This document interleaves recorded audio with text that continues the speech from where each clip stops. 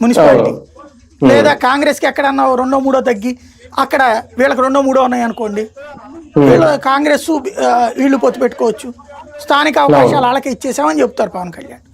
తద్వారా కొన్ని చోట్ల ఏ వైస్ చైర్మన్ లేకపోతే ఏకంగా చైర్మన్ అయినా తీసుకోవచ్చు.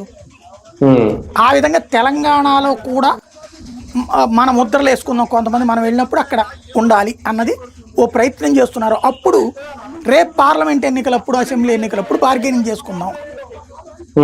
ఈలోపు బీజేపీకి కూడా భయం వేసింది అనుకోండి, మనకు వచ్చే ఓట్లు పవన్ కళ్యాణ్ తీసుకుపోతాడని, అప్పుడు బీజేపీ మనకు సపోర్ట్ చేస్తుంది కదా.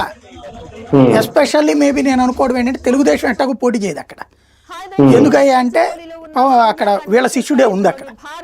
ఓ రకంగా తెలుగుదేశం బి టీం పరిపాలిస్తుంది అక్కడ.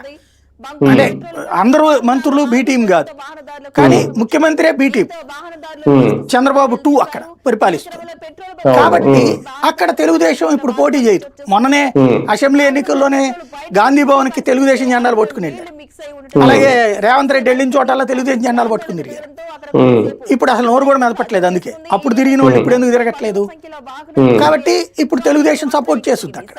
అంటే అసలు రేవంత్ వాళ్ళే క్లెయిమ్ చేసేసుకుంటారు, తెలుగుదేశం వాళ్ళు రేవంత్ వెనకాలే తిరుగుతారు. ఇప్పుడు ఇతను పోటీ చేస్తే ఇతని వైపుకి వస్తారా?